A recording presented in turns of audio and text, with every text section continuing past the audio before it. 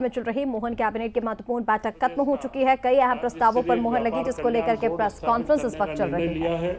और उस बोर्ड में माननीय मुख्यमंत्री जी की अध्यक्षता रहेगी और इसमें MSME विभाग, सूक्ष्म लघु मध्यम विभाग, जिसका आप अभी मेरे पास दायित्व है, यह उसके सदस्य रहेंगे।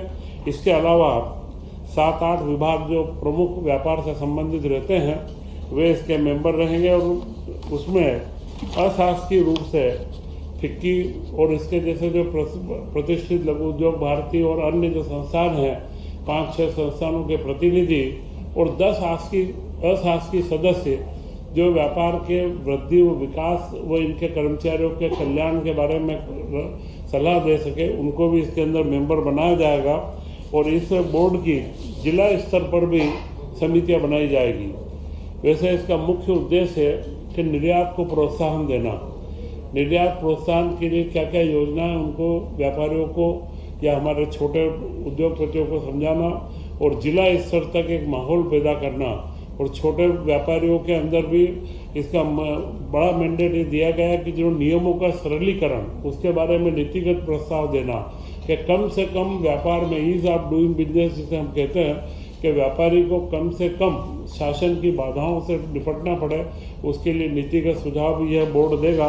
तो यह महत्वपूर्ण निर्णय श्रम के मामले में जानकारी दी गई और दलहन व व्यापारियों के साथ में आज निरंतरता के करीब लोक कल्याणकारी विकास कार्यों के 38,555 करोड़ रुपए के 5 साल की निरंतरता के, जिसमें 4 लोक निर्माण विभाग के हैं, 4 महिला बाल विकास विभाग के हैं और इलेक्ट्रॉनिक मैन्युफैक्चरिंग क्लस्टर के लिए 1295 करोड़ रुपए की स्वीकृति आज इसके अंदर दी गई है।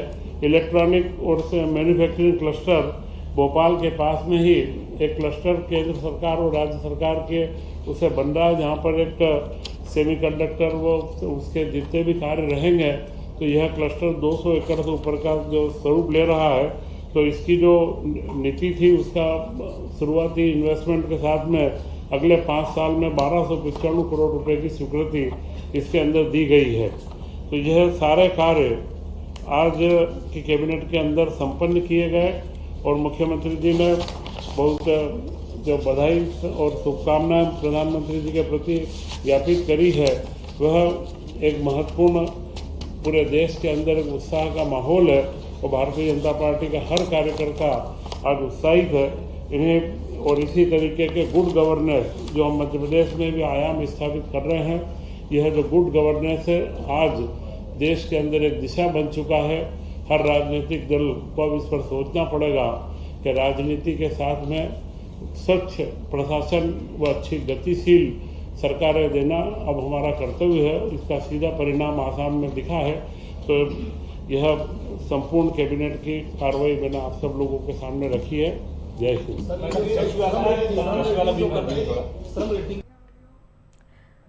तो मोहन कैबिनेट की बैठक आज चल रही थी। बैठक खत्म होने के बाद क्या कुछ फैसले इस दौरान लिए गए, किन प्रस्तावों पर मुहर लगी है, इसकी जानकारी कैबिनेट मंत्री चैतन्य कश्यप दे रहे थे।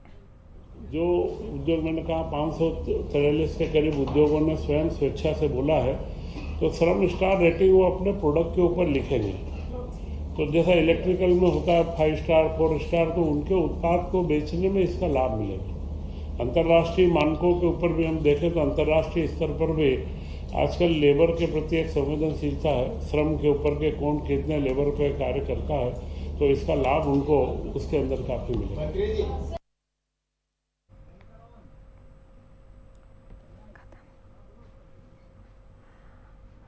तो मोहन कैबिनेट की बैठक चल रही थी जिसमें कई अहम प्रस्तावों पर मुहर लगी, कई बड़े फैसले इस दौरान लिए गए।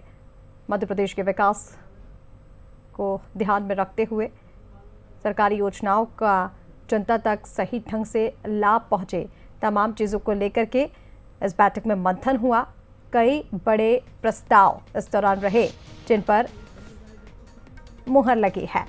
कैबिनेट मंत्री चैतन्य कश्यप इन तमाम बड़े फैसलों को लेकर के जानकारी दे रहे थे। दलहन उत्पादन मिशन पर भी फोकस रहा और इसी के साथ कई ऐसे बड़े और अहम प्रस्ताव रहे जिन पर मुहर लगी है। प्रोसेसिंग किसानों को बड़ी राहत मिली। अच्छी संभावनाएं भी और हम लोग उसको और आगे प्रमोट करें।